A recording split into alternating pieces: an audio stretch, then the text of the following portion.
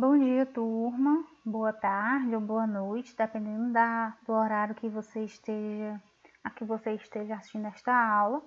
Nós faremos a correção da atividade da aula passada e seguiremos com o conteúdo. Gente, eu havia colocado para vocês uma questãozinha perguntando, né, qual horário ou se vocês poderiam ter acesso, né, às aulas de forma síncrona, ou seja, online, né?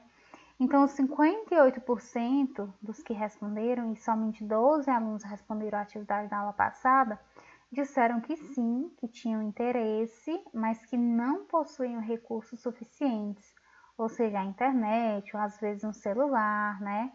E 41% diz que tinha interesse e que possui, né, condições de participar. Provavelmente, gente, nós estaremos adotando a aula síncrona, tá?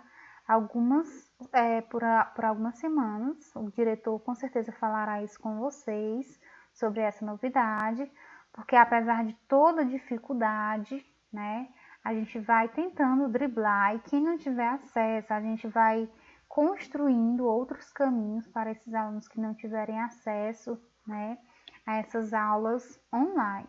Mas esse vai ser o caminho, né, pelo qual a nossa escola vai tentar percorrer, né? Porque provavelmente, gente, a gente não sabe, né, como é que vem esse ensino híbrido, ou se a gente vai voltar para a sala quando a pandemia, né, diminuir, porque na nossa cidade tem aumentado bastante o número de casos, tá bom? Então, só para comentar essa questão com vocês. Gente, outra coisa, 12 alunos registraram as suas respostas, na verdade foram só 11 porque teve uma resposta repetida. E eu reitero, né, que a nossa avaliação parcial, até agora, a orientação que a gente tem, é que será a nota da participação nas atividades, tá? Então, você que por acaso, às vezes, até assiste a aula, mas não manda atividade, tenham cuidado, tá? Tenham zelo pela vida de vocês, né?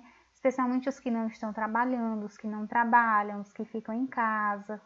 Então, por gentileza, eu peço que vocês não desistam, né? Se Deus quiser, a gente vai conseguir vencer esse ano, tentando, né, sobreviver a todos aí os desafios, as dificuldades que a gente tem.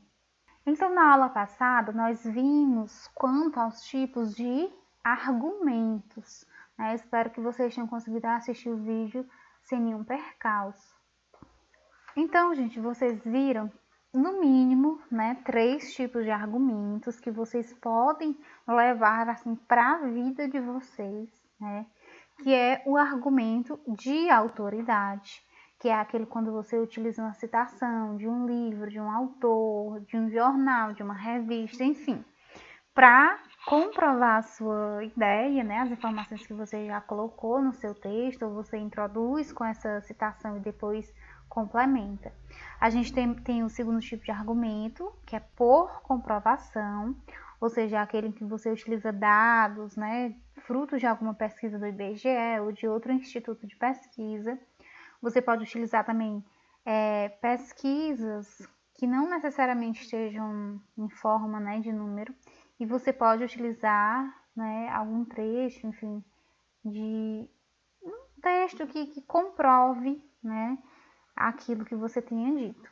E o terceiro tipo é o tipo de argumento por raciocínio lógico, que é aquele onde com as suas palavras, você não vai pegar nada de nenhum lugar, mas com as suas palavras você vai mostrar a causa e a consequência do problema que você vem abordando dentro do seu texto, tá? Dito isso, gente, eu havia colocado para vocês aqui uma produção de texto, né, que já tinha o parágrafo de introdução e o de conclusão. Eu havia pedido aqui na primeira questão para você fazer o parágrafo de desenvolvimento ou os parágrafos de desenvolvimento, né, pode ser mais de um, utilizando um desses tipos de argumento, por autoridade, por comprovação ou o argumento por raciocínio lógico, tá bom? Então, a nossa questão pedia para você registrar somente o seu parágrafo de desenvolvimento. Vamos dar uma olhada em algumas respostas. Gente, eu fiz questão de mostrar essa resposta aqui porque ela foi muito criativa, né? Ela resumiu assim um parágrafo em uma reticência, foi brilhante. Pena que no Enem, né, e nem em canto nenhum contabiliza como sendo um parágrafo, mas enfim.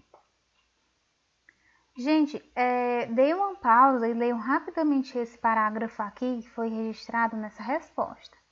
A tentativa é válida, tá, gente? É 1000 vezes melhor você tentar do que você registrar uma reticência na sua resposta, né? Achando que o professor só vai ver o nome e vai botar ok na atividade, né?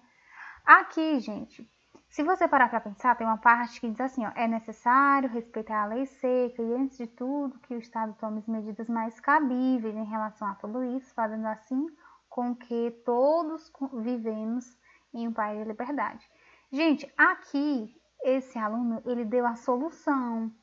A solução está lá no parágrafo de conclusão. Então, aqui a gente não tem um parágrafo de desenvolvimento, tá? A gente tem outro parágrafo de conclusão. Infelizmente, não foi o que foi pedido, né? Embora a tentativa seja válida.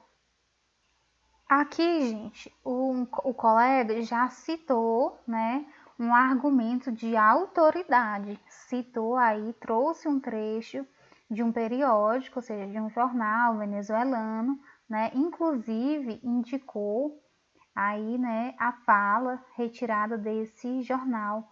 Então ele mostrou o porquê, né, da lei seca existir e utilizou um argumento de autoridade, uma citação, então tá correto. Depois eu vou ver se eu consigo, gente, gravar um videozinho pra gente ver como é que a gente usa as citações dentro de um texto, tá bom? Para não ficar assim estranho, tá? Depois eu vou ver direitinho com vocês essa questão. Como a gente cita argumentos de autoridade de forma o mais relax possível. Aqui, gente, teve um colega que fez uma tentativa, né? Mas que fugiu do tema. O tema trata sobre a lei seca e a lei seca trata especificamente de bebidas alcoólicas, né? Aqui a gente teve um colega que trouxe a discussão sobre drogas, né? Sobre maconha, que não é o caso que o texto, não é o tema, né? Que o texto trouxe para a gente discutir. Esse exemplo, gente, é maravilhoso, tá? E vocês podem utilizar em vários tipos de tema, se houver, né, uma lei específica para aquele tema. Aqui a colega trouxe, ó, a lei número 11.705, que é a lei seca, né? E trouxe aí uma comprovação, né? Um argumento de comprovação, por comprovação, né? Trouxe, portanto, eu diria que, assim, seria mais voltado para o argumento de autoridade, porque quis citar a lei, né? Mas está corretíssimo a construção que foi feita. Nós tivemos aqui outro colega que fugiu do assunto, né? Falou aqui sobre feminicídio, e era para você completar, gente, o texto que vinha aqui logo acima. Né? No caso, a questão do feminicídio não entra na discussão da lei seca. Aqui nós temos uma breve resposta que não chega a ser um parágrafo, nem chega a ser um desenvolvimento e nem discute o tema trazido pela questão. Gente, quanto a isso, quando vocês tiverem dúvida o que a questão está pedindo, me chamem no zap e me perguntem, tá? Para vocês tentarem fazer conforme o que a questão está pedindo. Eu encerro aqui com este parágrafo, tá? De um colega de vocês que trouxe dados, né, estatísticos, trouxe dados percentuais para construir o seu parágrafo de desenvolvimento, tá? E lembrando que aqui vai falar sobre acidentes de trânsito, mas voltado, né, eu acredito, à questão da bebida alcoólica. Então, tá correto, é um argumento por comprovação. Então, eu espero, gente, que apesar daqueles que colocaram coisa que não tem nada a ver, que nas próximas atividades vocês sejam mais atenciosos, porque a gente lê, né? A gente percebe que alguns alunos fazem por fazer só para ter lá um nome, e como eu disse, não é bem assim que a gente analisa, né? Quando a gente vai olhar as respostas. Gente, então só para a gente aprofundar mesmo essa questão, Eu vou mostrar para vocês aqui como usar, por exemplo, uma citação direta dentro do seu texto. O que é uma citação direta? É quando você pega exatamente o que está sendo dito em um texto, em um livro, em uma música, igualzinho. Então, você tira de lá e coloca no seu texto. Essa forma de você citar, gente, exige, né, a presença das aspas, tá? Você abre aspas e coloca o trecho que você escolheu e no finzinho você fecha as aspas, ou seja, você está mostrando para o seu leitor que aquele trecho que está entre aspas não foi você que escreveu, foi retirado de um outro texto, ou seja, é o pensamento de outra pessoa e não é o seu. Esse pensamento está apenas ajudando a fortalecer o seu argumento, mas não é seu.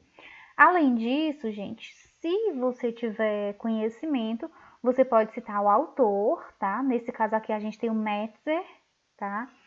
E se for, por exemplo, um livro, você pode citar o ano, aqui entre parênteses, tá? E se você não souber o ano, né, você pode, por exemplo, dizer o título do livro entre vírgulas, ou então você cita somente o autor.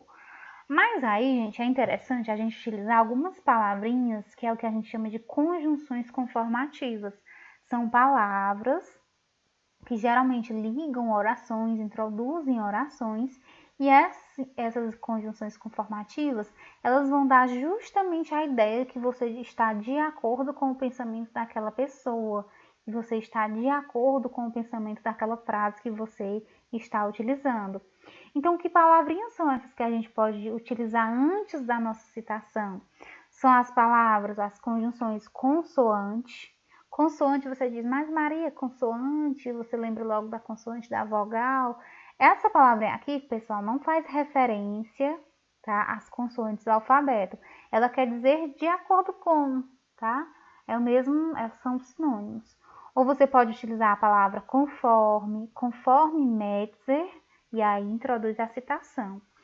Ou então você pode utilizar a conjunçãozinha segundo, que não é um numeral, é uma conjunção.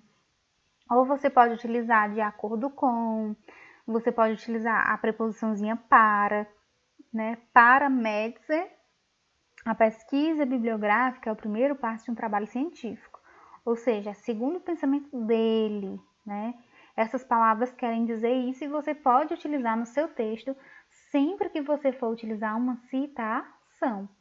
Se você não vai copiar igualzinho tá lá, se você, por exemplo, leu o que o autor disse, mas você vai falar aquilo ali com as suas palavras, ou seja, você vai fazer uma paráfrase, você vai parafrasear, você vai explicar o que aquele autor está dizendo, mas com as suas palavras. Então, nesse caso, não precisa das aspas, tá bom? Você cita o autor, eu vou escrever aqui embaixo para vocês darem uma olhada. Então, por exemplo, eu posso fazer também uso da citação dessa forma. Ó, eu li o que estava escrito lá, mas aqui nesse segundo texto, eu escrevi com as minhas palavras o que eu entendi que o autor falou. Então, eu coloquei assim, ó. Segundo Metzer, a pesquisa é importante para a ciência. Veja que não está dizendo a pesquisa bibliográfica é o primeiro passo de um trabalho científico, mas eu coloquei aqui o que eu entendi daquilo que ele falou, tá? Mas lembrando que eu continuo citando aqui o nome do autor, mas agora eu não utilizo mais as aspas, porque eu estou utilizando as minhas palavras, tá? Então, você pode fazer uso, gente, desse tipo de argumento, que é o argumento de autoridade, no seu texto, utilizando as citações e compondo o seu parágrafo com essas conjunções, tá?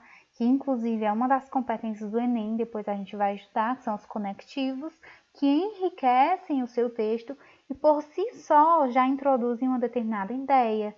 Aqui quando você diz segundo Metzer, ou seja, você está dizendo de acordo com o estudo do fulano de tal, né? Então, por si só, essa palavrinha ela já enriquece o seu texto. E aí a gente tem também a questão da citação, que deve ser feita direitinho. Assim também, gente, os dados, tá? Retirados de um determinado texto, né? Se você for retirar na íntegra, tudo o trechinho que está lá, você pode colocar entre aspas, né? No caso dos argumentos por comprovação. Se não, se você vai fazer uma releitura, vai retirar somente alguns dados e vai reorganizar de acordo com a sua melhor opção, você não utiliza as aspas. Mas é interessante, por exemplo, como vocês estão em casa, vocês estão fazendo pesquisa em um determinado site, então você pode citar, segundo o site tal, 3 milhões de pessoas não têm acesso à internet. Então, se for igualzinho tá lá no texto, você coloca aspas nesse seu argumento utilizando dados. Se não, você não coloca aspas, mas de preferência você cita a fonte, tá bom? Então, pessoal, a gente vai treinar hoje especificamente esse argumento, né, de autoridade utilizando uma citação. Eu quero ver se você consegue. E lembrando, gente, o parágrafo de desenvolvimento não é só a citação. Você cita lá o que você escolheu e você coloca o seu pensamento também, né? Às vezes, por exemplo, você está discutindo determinado assunto, drogas. Aí você diz que determinadas pessoas e tal defendem as drogas por causa disso e disso. Pronto, você usou uma citação, citou o autor e tal, direitinho. Aí você pode dizer, porém, ou seja, você está dizendo para o seu leitor, eu discordo, né, não com essas palavras, porque lembrem que a gente não utiliza primeira pessoa, do singular ou do plural no nosso texto dissertativo. A gente utiliza terceira pessoa. Então, você pode utilizar uma citação e debater, ou seja, mostrar para o seu leitor que discorda disso ali, né? Ou você pode concordar com ela, ou você pode complementar essa informação com as suas palavras. Também não é só usar a citação, tá bom? Porque isso não constitui, fica como se fosse o parágrafo incompleto. Então, a gente vai treinar hoje na nossa atividade, gente, essa citação, utilizando de preferência uma dessas conjunçõezinhas, utilizando a citação do nome do autor. Se não tiver autor, né, o nomezinho, você utiliza o nome do site, ou da revista, ou do blog, enfim. Mas tente fazer dessa forma, tá bom? Então, vamos lá exercitar.